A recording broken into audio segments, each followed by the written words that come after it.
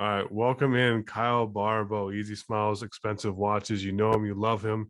One of the sluttiest Bond people we know. He's on everything. He's always somebody's go-to guest, and you know he's one of my favorite ones, especially when it comes to the books. I just did an episode with Jay Sadowski, and told him, I said, of all the Bond people I've met, it's between you, Kyle, and Jay as the two biggest Bond fans I think that I know. I'm excited to have you on, and we're going to be talking today about Anthony Horowitz's With a Mind to a Kill. So I'm very excited. Welcome back on, Kyle. Thanks for having me back. This is really exciting because I had a really good time reading this book, and I've been dying to talk about it with anybody. So it might as well be you.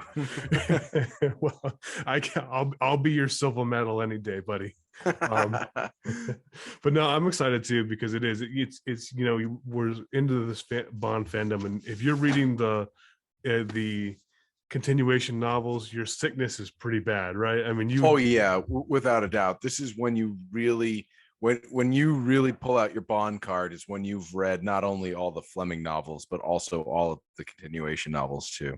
Yeah, that's definitely. So I've read all the Bensons and I've read the three Horowitzes, and I've heard from a couple of people the Grishams are pretty not great.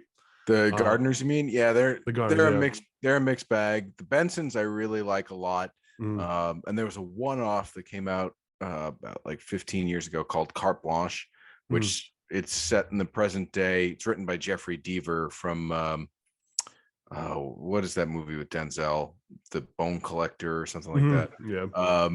He wrote that, but he wrote this Carte Blanche novel that's set in the present day that has Bond, an Afghan war vet. That's one that I would recommend to check out because I think that's kind of the direction Bond 26 could take. But we're not here to talk about that. We're here to talk about With a Mind to Kill. Well, that's a great suggestion, though, because I really enjoyed the Bensons too. I've really enjoyed all the Horowitzes. Me too. And I'm a big Benson guy because I like the Bensons. They almost read like unmade Pierce Brosnan movies. When you read those books, it's basically just like, oh yeah, I could see Brosnan in this movie. I could see Brosnan in this movie. So for the longest time, he was my favorite continuation author.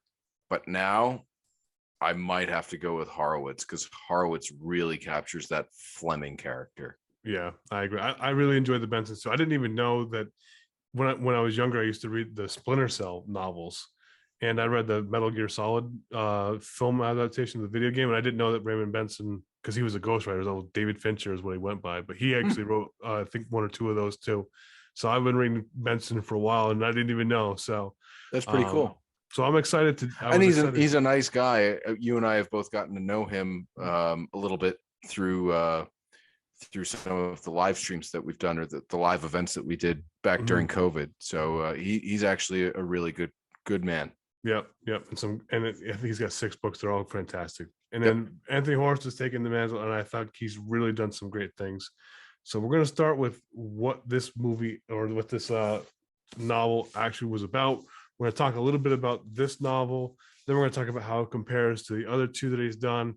And finally, we're going to talk about whether this could be into a film or not. So we're going to start with the movie, the film, or the novel. I'm going to mess this up all the time. This thing right here. It's got pages and stuff. I don't know. Right. It's 2022. You rarely see these things. And when you open it for the first time, it might crack. It's not even touchscreen. Like, what is this?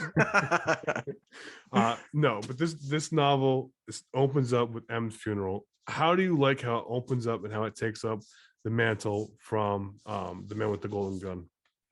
One of the things that I think this book does really well is it fixes a lot of the problems with The Man with the Golden Gun. The Man with the Golden Gun, most people know that Fleming died after he turned in his first draft, but before he was able to make any revisions. Some people say that a ghostwriter completed it. Some people say that it's just Fleming's first draft. But there are a lot of narrative gaps in The Man with the Golden Gun. What happens to James Bond between the assassination attempt on M and Bond being sent off after Scaramanga? There's like a month of time that we know nothing about. This book fills us in on that. So I really appreciate how Horowitz kind of makes The Man with the Golden Gun better because it fills in a lot of the storyline gaps that novel had. Yeah, the novel very much asks you to go from, all right, he shoots him, all right, he's fixed, Bond's back to normal, right? And it asks you to make that Yeah, quantum and leap. that's a huge gap. I yeah, mean, you would think somebody who's been subjected to all that mental torture would have some sort of PTSD. He'd carry something with him yeah. on that mission, and it isn't mentioned at all. The remnants of that mental anguish that Bond went through are in this Horowitz novel. Yeah, I like how they describe it as mind raping. Yeah, that's really what it is. Yeah, really, they have deference for what that program was for trying to break down people using narcotics, methamphetamines, any kind of drugs. They go on even to touch about the CIA and their LSD use and how rudimentary it is compared to what we're trying to do. So I like how they touch on all that thing, and they don't downplay what he went through. It must have been torture to have amnesia, to get captured, then further tortured, then brainwashed, and then programmed.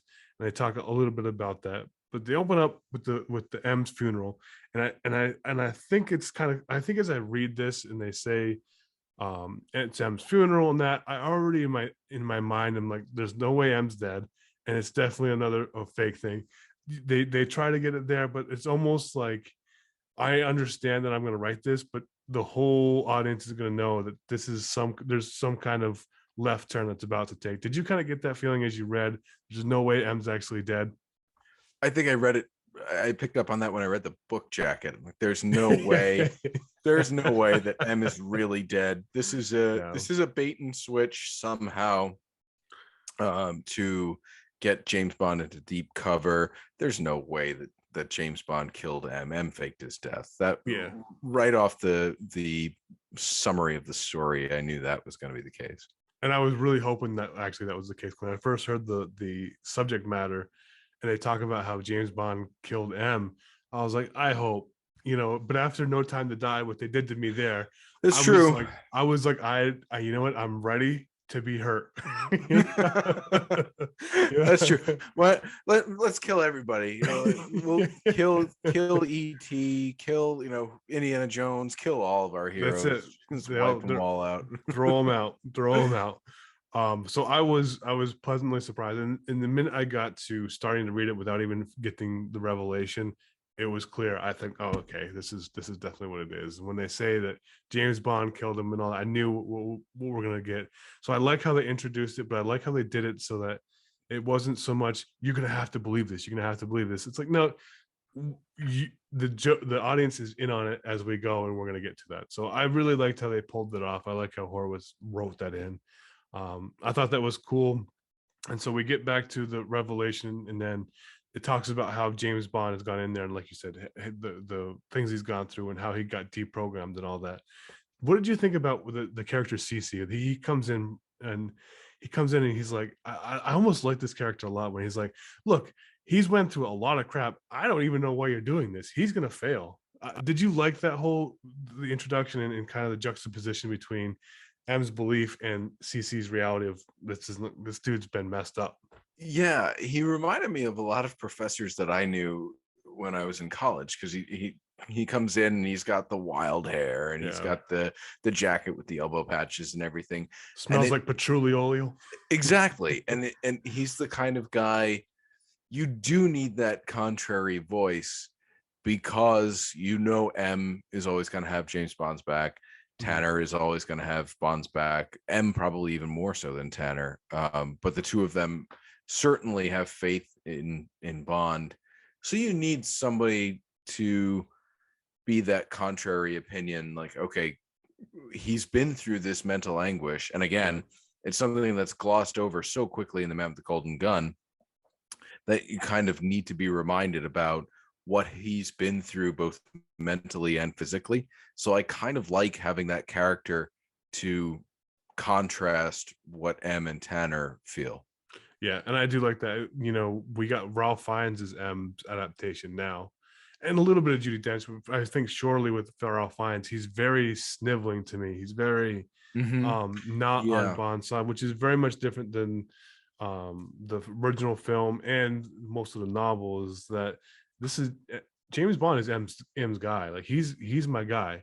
Yeah, He's been proven. that's one of my big complaints about the last handful of Craig films, that I mean, there should have been no question that Bond had the UK's best interests in mind, and should have had full faith in Bond, and that the Bond M relationship in Spectre and No Time to Die, that's another podcast in and of itself. I could really go off on that.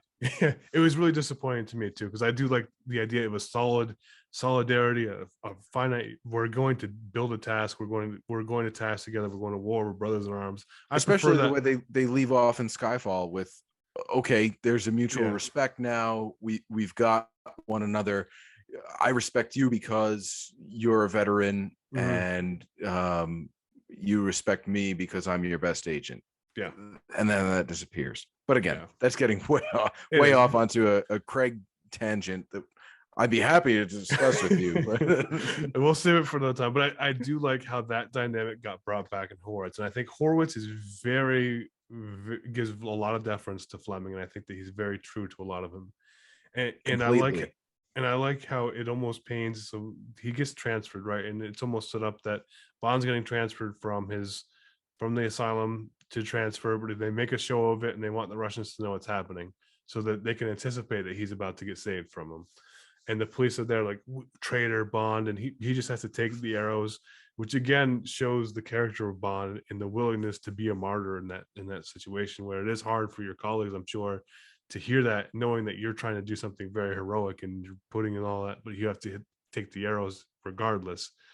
What do you think about the whole scene, from the transfer to the Russians to the shooting, all that stuff? How do you like how that scene plays out? It's probably my favorite part of the whole book.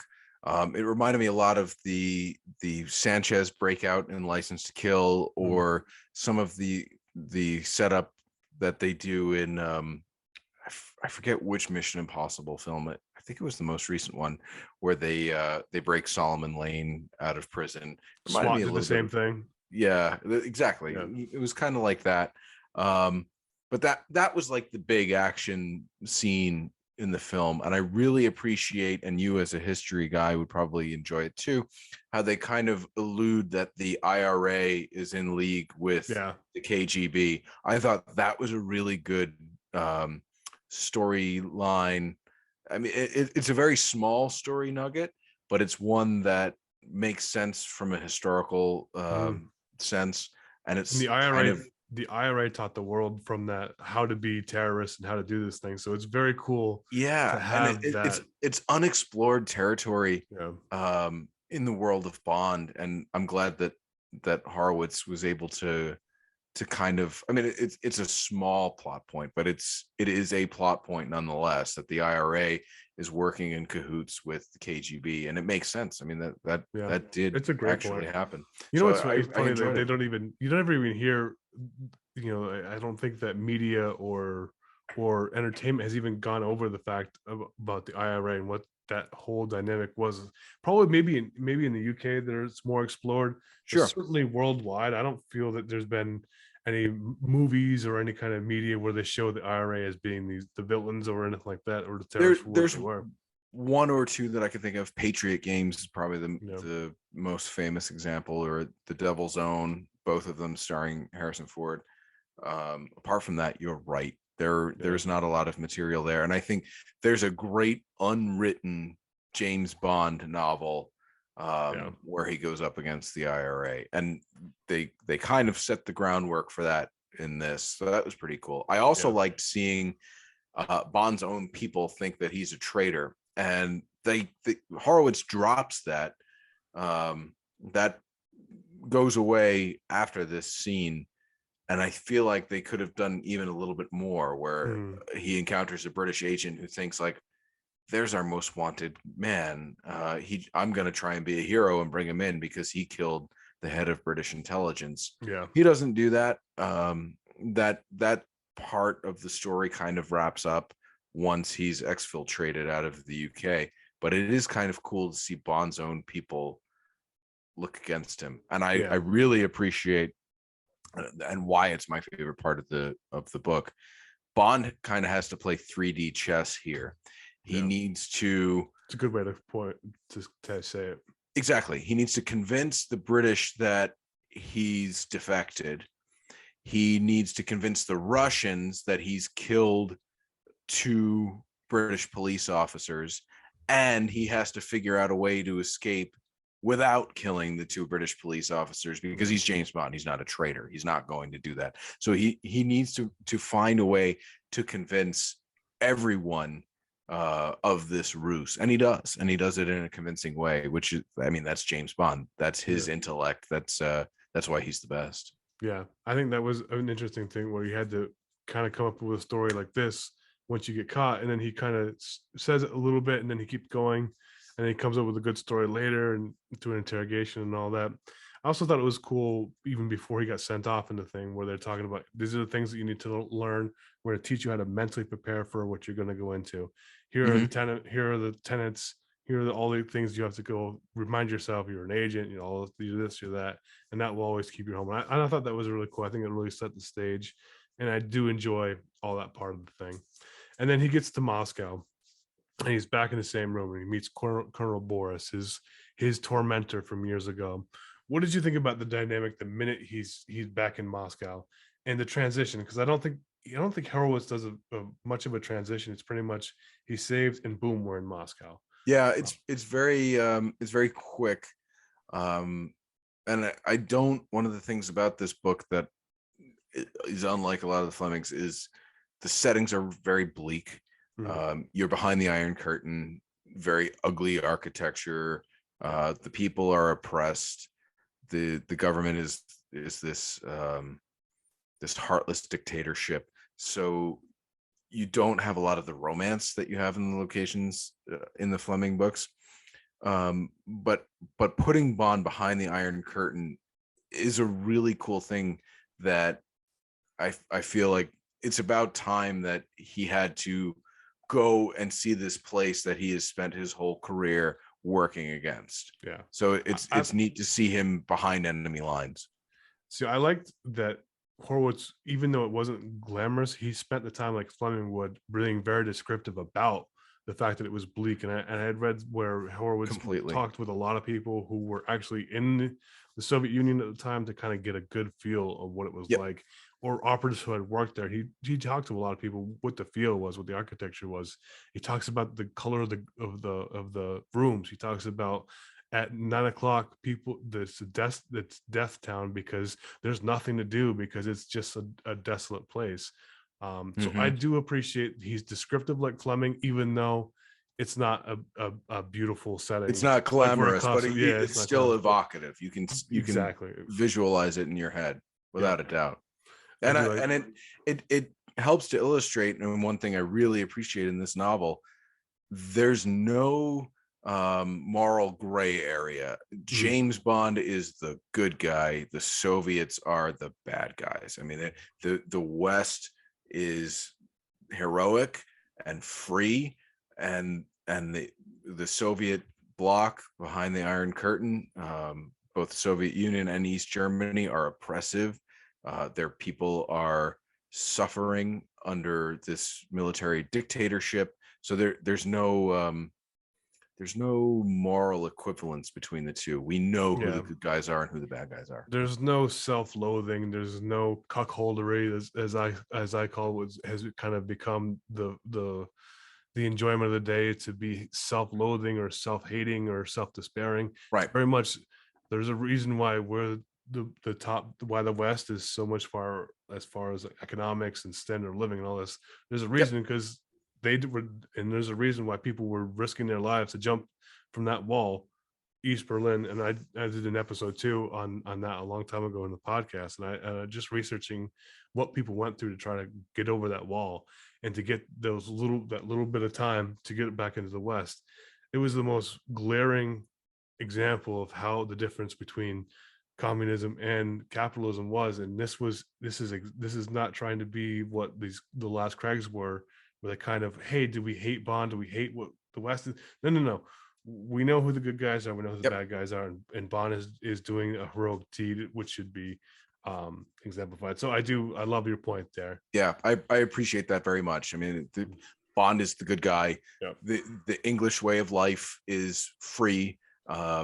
free expression, a free market, He and even goes the into, Soviet way of life is bleak and yeah, oppressive and dangerous. and he gives the Soviets the credit for going to the space, but he's like, that's all you did. Right, That's all you got. right. This is all the things that Great Britain or the UK And has at done what for the world. cost? Yeah, At what cost? I mean, at the yeah, cost of your soul, at the cost of your people. yeah, exactly. So So I I really really enjoyed think that. that I appreciate that as a Cold War novel, that they take a stand.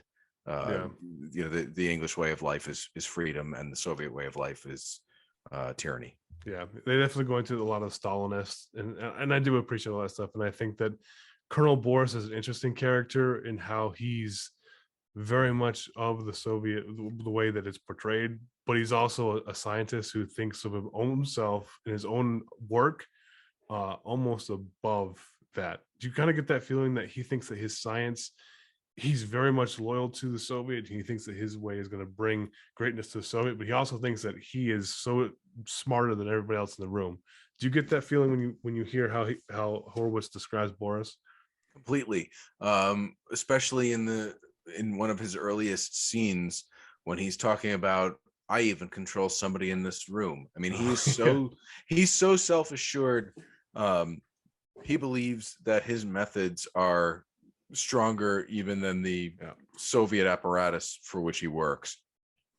Yeah. So we get introduced to Katya, right?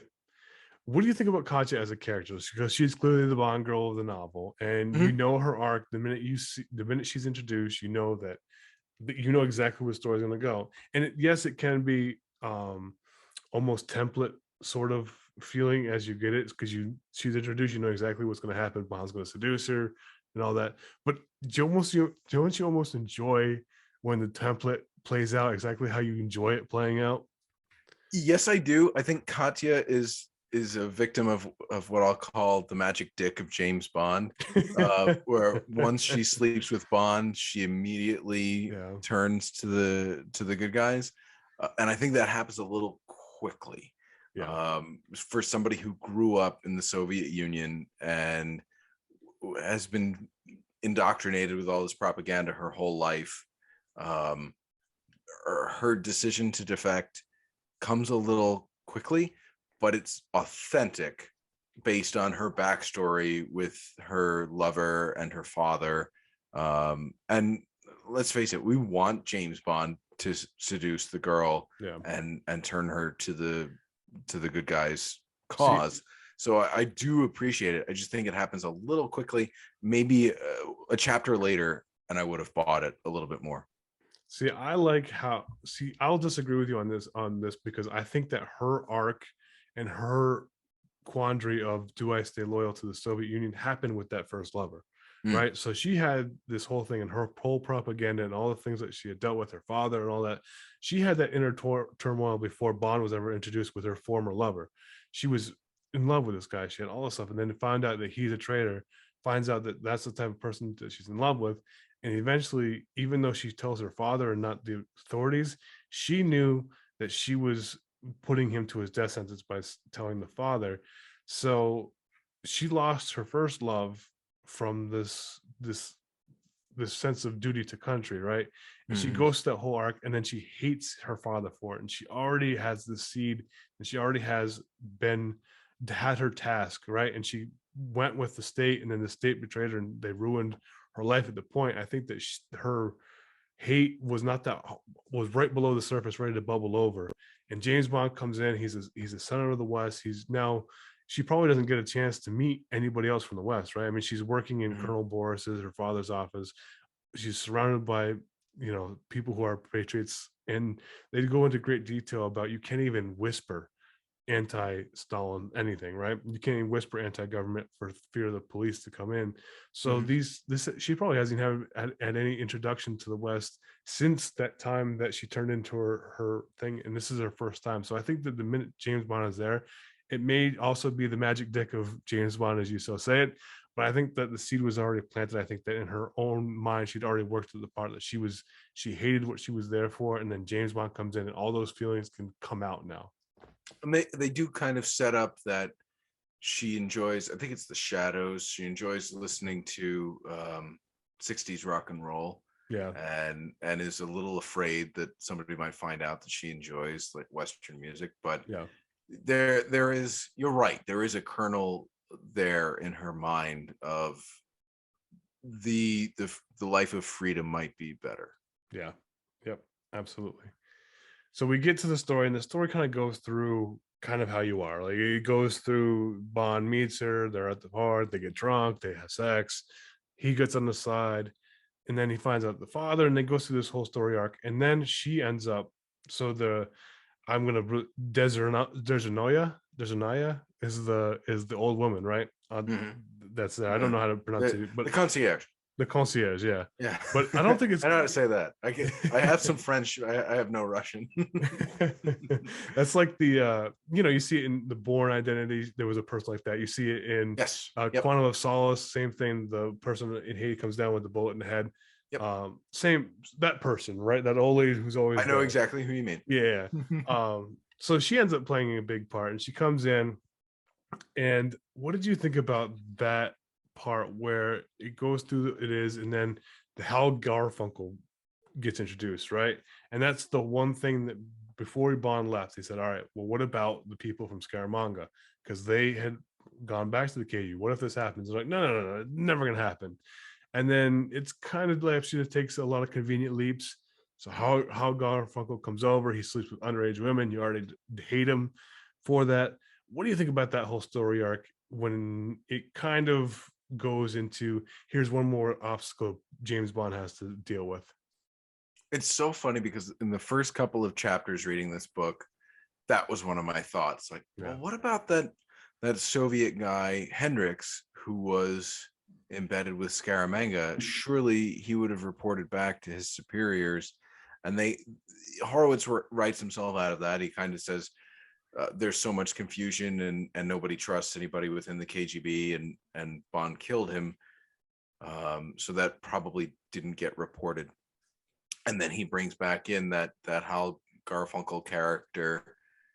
That's another scene where you're on the edge of your seat and you just can't wait to turn the pages, because you realize, like, okay, Bond, how's he gonna get out of this one? Yeah, he's really in a bind because somebody might recognize him, and if so, the jig is up. So what's he gonna do? If he kills the guy, then he blows his cover. If the guy identifies him, his cover is blown. So that was actually I didn't know how they were going to get out of it. And that was a creative way that didn't feel forced or contrived, that they got out of it in a creative, lucky, I mean, a lot of it's down to dumb luck, but a creative way. And it made it really satisfying to read. Yeah, I agree. I didn't know how they were going to get out of that either. And Horowitz did a good job of setting it up that, hey, he opens the door. He's saw him a bunch of time. He was close with him. There's no way he doesn't recognize him.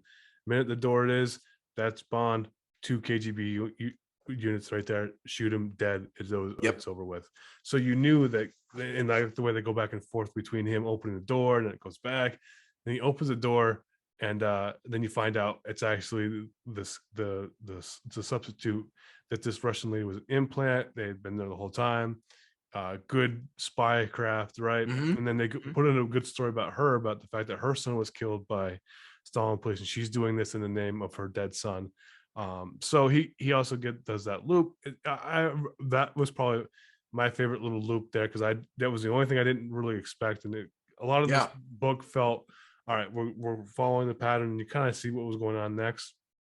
But I really enjoy that scene a lot. I agree, because that was the one plot twist that you didn't see coming. No, I mean, nobody called that. That was a really creative problem and a really creative solution.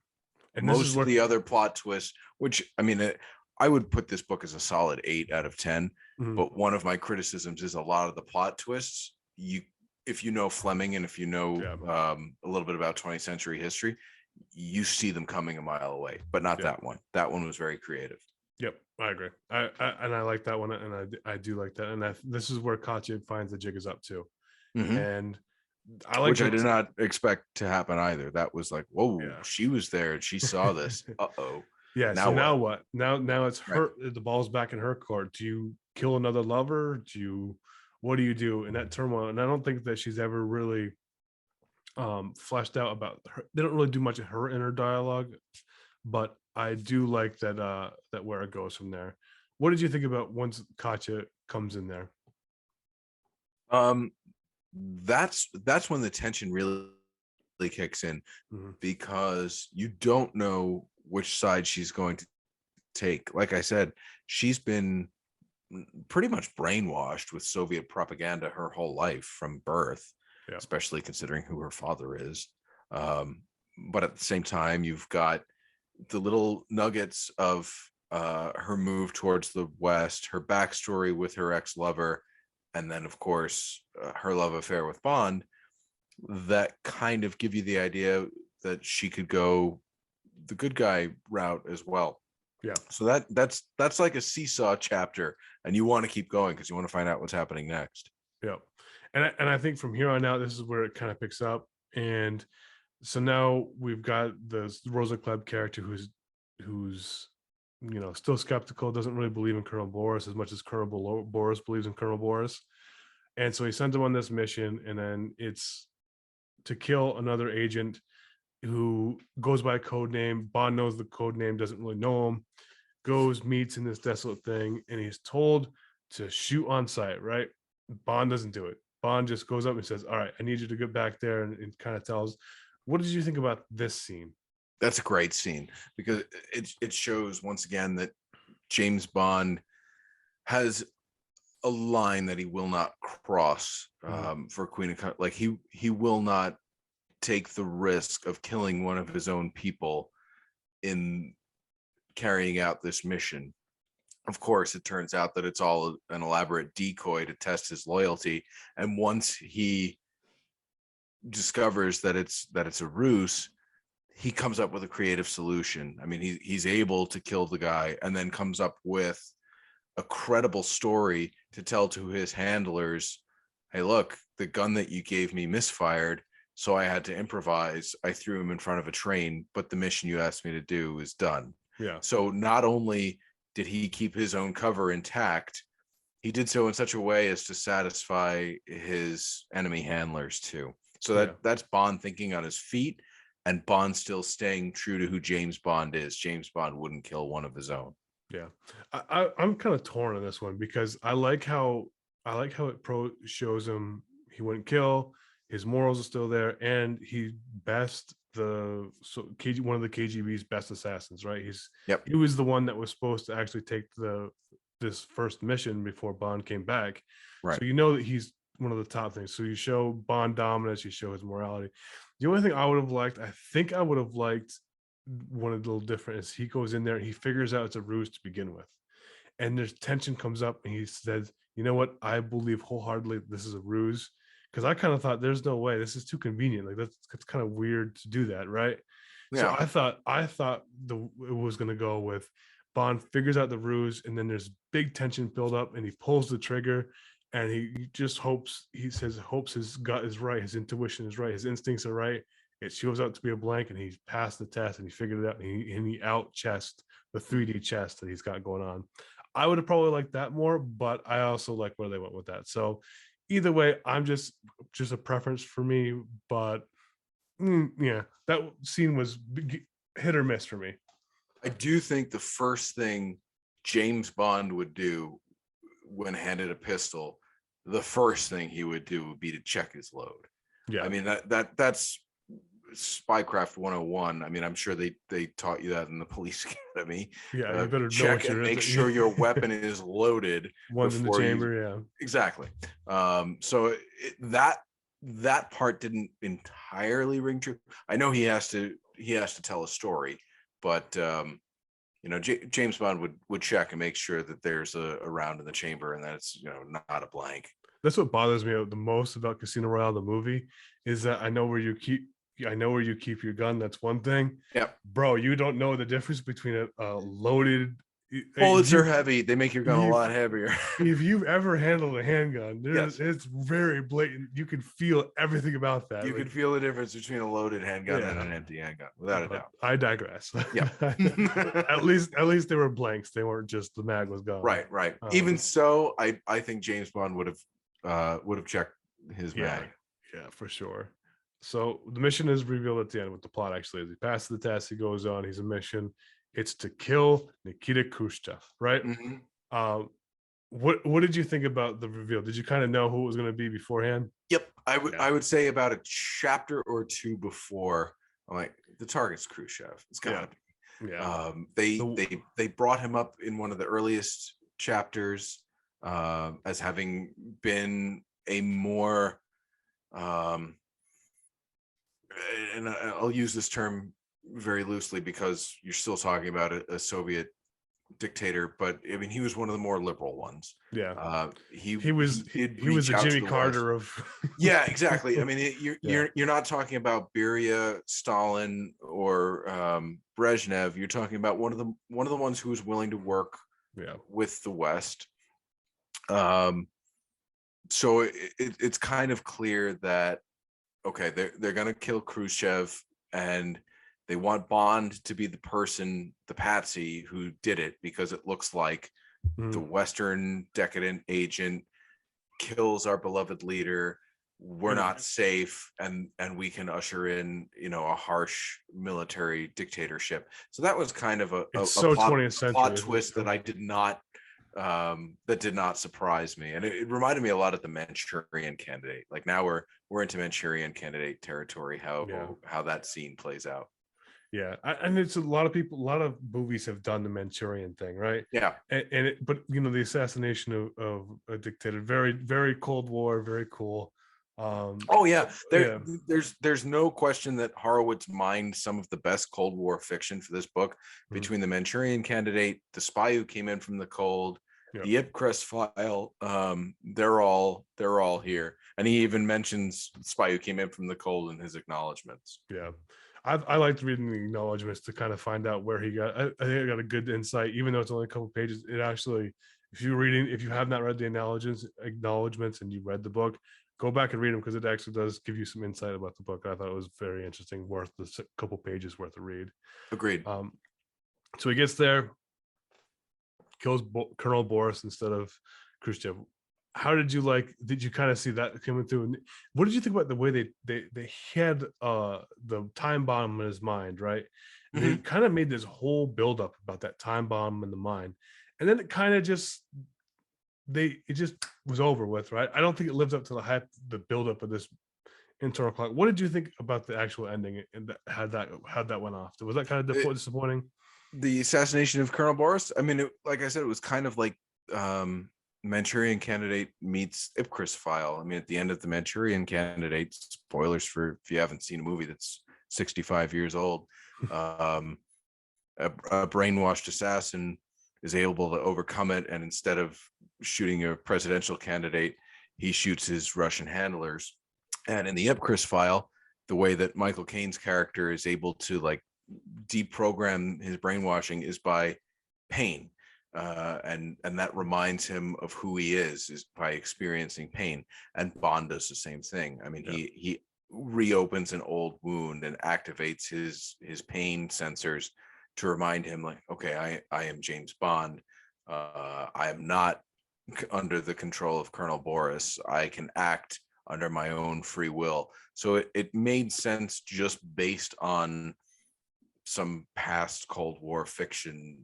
But did it leave you disappointed a little bit that it was just kind of open the wound and stay there, or did you there wasn't any big drama to it? It was very much, all right, here's the thing, all right, boom. Yeah, I mean, as a reader, it was kind of a letdown. To me, that was the weakest. I agree. As a reader, you know what's going to happen. James Bond is not going to kill Nikita Khrushchev, and he's going to turn the gun on Colonel Boris and shoot Colonel Boris. That's not a surprise. There's very little tension there about what Bond is going to do. So I will definitely give you that. I mean, I had no fear that James Bond was going to go through with the Russian plot. I knew that he was going to do the right thing. All right. So what do you think about the book overall? Like, what would you give it? Yeah, I heard you say 8 out of 10. Is that how you would rate this book? Yeah, I give it an 8 out of 10. I really I think Horowitz does a great job of capturing the Fleming bond. I have no problem putting his protagonist in the Fleming timeline. I mean, his characterization of James Bond is exactly the same as Ian Fleming's. One of my complaints about it, we kind of touched on how a lot of the plot twists are very visible. You can see them coming. You know that Khrushchev is the target. You can figure out that Katya is Colonel Boris's daughter. And then my other complaint about it is the ending. It's very abrupt.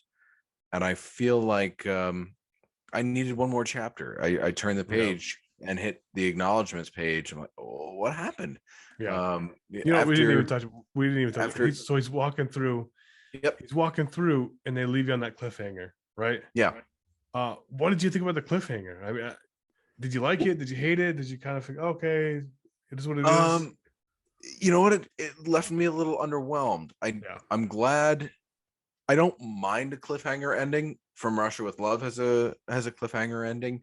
Usually, with Bond novels, we get a little bit of a resolution of where Bond is at the end. From Russia with Love is pretty much the only one I can think of that doesn't have an ending like that.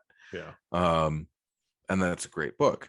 But I really felt I wanted more after this was over, especially where he was mentally at the end after seeing Katya murdered and realizing what he has put himself through.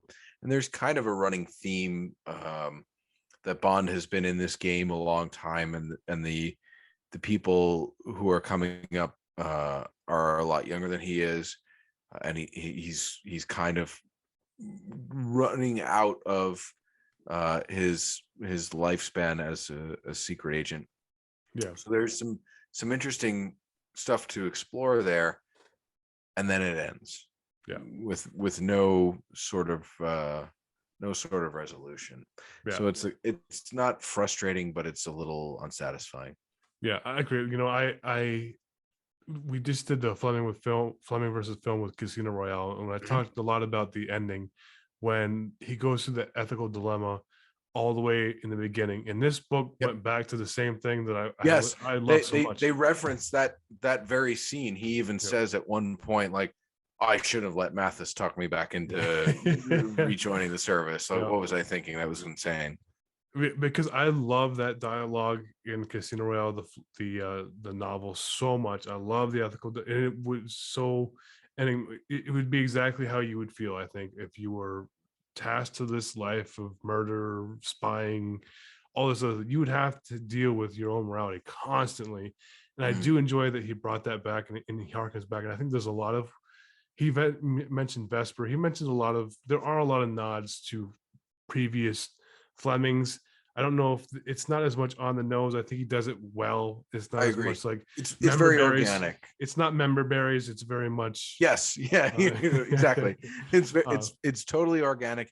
Even when he brings up, I mean, this book brings back a lot of characters. General G from Russia with Love. So he can reference From Russia with Love organically. He brings back Colonel Boris from The Man with the Golden Gun. But even some of the references that he makes, if he mentions Vesper, if he mentions Dr. No, it's done so in a way that I buy it. Like I buy that James Bond is thinking of Dr. No in this situation. You know what I like too? He even talks about Tracy, and he says that it probably wouldn't even worked anyways because. It's so funny that you bring that up, because when I read that, you're the first person I thought of. Donnie's loving this paragraph because you're one of the people, and you're not alone in saying this, who think that, especially when they read the Majesty's novel, they think that, all right, Bond is marrying this woman, but that marriage is doomed from the start. He's going to cheat on her within a year, and the marriage will be over within 2 years. And then James Bond says those exact things. So you're one of those Fleming readers that I thought of immediately. I saw your smiling face. I was like, I told you. I've been yelling this for years.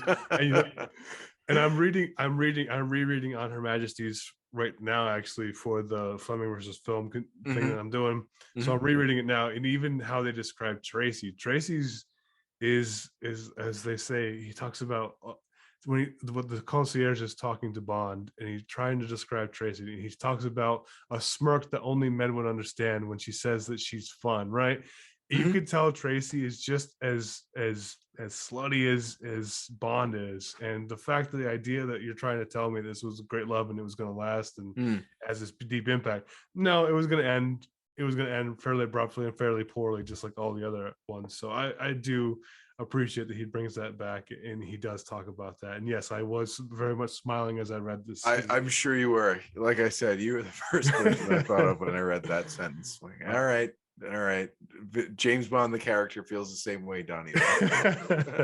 Yeah, but that was great. But I do appreciate that. For me, I'll give it a 7.5 out of 7.5, probably out of 10. I would say that I really enjoy the book. It was a quick read, and I think that's my biggest qualms, or the things that bring it down for me, is that it does feel too short, and I feel that it needed at least 70 to 80 more pages to flesh all the things out. I thought it was too quick of a read for something that, we only get these once every 4 or 5 years now. Right. And now I'm really hoping for something great when you get it. And the fact that I did this in 2.5, 3 days means that it was good, but also I kind of feel like it was young adult feeling. And I don't know, I don't mean this in a disparaging way. I don't mean it to be a dick. I think that it felt very written for young, like a teenager almost. And I felt like I was back in my teenage years reading a Splinter Cell book. It was very, here it is, boom, boom, boom. There's not much higher adult feeling. And the only people reading this are people, in their 30s to 60s. I can't imagine young generation. Yeah, I mean, there could be. I mean, I would have been the weird kid who picked this up at 13, 14 years old, because that's when I was reading all of the Raymond Benson books. Yeah, but I mean, the vast majority of people in that age group are not rabid Bond fans like we were. No, I agree with you, and I really found myself in a tricky situation because, like you said, we only get these every 4 years or so. A little bit more frequently once Horowitz took over than the films, but still not every 2 years. So I didn't know if I should blow through it really quickly, because it's a page turner. I mean, this is a really quick read. It makes you want to keep going, or savor it, because you're not going to get new Bond material for a number of years. And I kind of straddled the line a little bit. I could have read it faster, but life kind of got in the way, which made me enjoy it a little bit more. So I read it in 5 days instead of 2.5. For me, this was 3 cigars. So I went on my deck, smoked a cigar, and read. It was like 80, 90 pages of sitting, 1 cigar. That's funny. That's exactly how I read it too. It was cigars on the deck. That is exactly how I read this book. So you know what? That's why we're friends, Kyle. Because men do manly shit. That's right. Yep. And then I pumped iron and I put some steroids in there. Right. Red Playboy. How do you compare it with the other two for Horowitz? Ooh, tough call, because this is like the new Mistress. It's the one that's fresh in my head. So right now, I'm calling it my favorite Horowitz. But I bet you if I picked up Forever and a Day tomorrow, I would say that's my favorite Horowitz. And I'm kind of removed from that one because I only read it the one time when it first came out. So I need to revisit it. I read Trigger Mortis last summer after we all reread Goldfinger for the Fleming Reading Challenge. I wanted to read Trigger Mortis immediately after Goldfinger to see how one led into the other, and it actually is pretty seamless. So I would put With a Mind to Kill as my favorite Horowitz, but it could be Forever in a Day. I just need to reread Forever in a Day. Yeah, for me, it's Forever in a Day, with a Mind to a Kill and Trigger Mortis. Mhm. My only problem with Forever in a Day, and I thought it was kind of the ending felt not Bond to me for some reason. It felt more Yeah. cold blooded than I picture Bond being. Mhm. That being said, the whole rest of the novel, though, I just absolutely love, and I think that it brings me on more of an adventure than this does. I feel like this is very much formulaic. I think that it feels a little more juvenile to me. It does feel like a 16-year-old can get just as much enjoyment out of it as a 37-year-old, which is kind of disappointing to me. I kind of want a little bit more substance to it because he is a grown man at this point. Right. He should have thoughts that are far more. His inner dialogue should be much more sophisticated than, say, he would be in Casino Royale when he's a young agent, just kind Mhm. of Her Majesty's loyal terrier. I feel like he could have definitely had more inner dialogue and much more turmoil because he is a grown man. He has killed all these things. He is at the end of his career. It's kind of like I always say, what I love about Johnny Cash at the end of his musical career that you don't get with almost any other artist is that he's at the end and now he's reflecting that the end is coming, right? And I Mhm. think that makes his albums at the end of his life so unique because Those are good most, albums. Those yeah, American recordings are oh, really they're good. so good once you get to Ricky Rubin. Yep. But you look at most artists that come out with things, they're 18 to 32, right? Maybe tops. They're young, they're vibrant, they've got all these things. This could have been Rick, James Bond meets Rick Rubin moment where he could have been Yeah. right at the end. He could have been reflecting on death more. He could have been reflecting on his time, what his value was, and they kind of neglect that. And I hope that he does. If they ever do something after this, they do have a more adult, more sophisticated thoughts. But for me, that's why. But overall, I love it. Yeah, I really liked it too. I think Horowitz is done, unfortunately, Yeah, but I would yeah, love to see him pull out one or two more because he's yeah. been really, really good to literary Bond. It was interesting to read the acknowledgments too that he wasn't allowed to use any Fleming material this one that he was in the other ones, Right. and that he kind of like, yeah, this is my last time. It feels like I feel like it's probably kind of real political. I think there's a lot of back things that go into becoming a Fleming writer, Hmm. or taking on it that's complicated. Yeah, But I bet that's probably they want to behind the protect scenes things. their IP. I understand that. I mean, it's James Bond is a very valuable trademark, so Yeah, I even wouldn't though they were want going to lose some. it soon. That's true, but I wouldn't want some hack Yeah, taking a crack at Bond novels. We've seen some of those attempts, and they usually don't pan out so well. Horowitz can spin a good yarn. So last question I'm going to ask: could you ever see this? Is this when you see this? Do you see future Bond film, or do you see it as a novel? Keep it a novel. I don't want to see it adapted verbatim for a future Bond film because I'd like Bond films to be contemporary. I don't want a period piece Bond film, Mhm. and this is very, very much a Cold War novel. But I think some of the story elements could certainly be adapted into a future Bond film. Bond being brainwashed, we haven't seen that yet. We haven't seen Bond's Bond girl. Well, actually, we've kind of seen the Bond girl being the daughter of the villain with Madeline Swan, but Josie. not in the same film. So Mr. White wasn't really the villain of Spectre or No Time to Die. So they could throw a twist at us like that, or Bond going deep cover and a fake assassination attempt on M, being captured by the enemy, something like that, a prison break. So there are things in here I think that could be adapted, but I don't want this book to be the next Bond film. I agree. I think this is a novel only. To me, I would never want to see. It would feel very soap opera to me. When I was Yeah. a kid, when I was a kid, my mom used to have me watch soap operas. She would have them on, and it was Marlena gets brainwashed, all right, and Days of Our Lives. And to me, when it gets to this, I feel very daytime soap opera, brainwashing. I don't think it would transfer well to modern day audiences. I don't think it would play well. I think it would be ridiculed if by reviewers and audiences alike if they tried to make a brainwashed Bond come in here and be Manchurian. I don't think it would receive well. I don't think you could play it off well.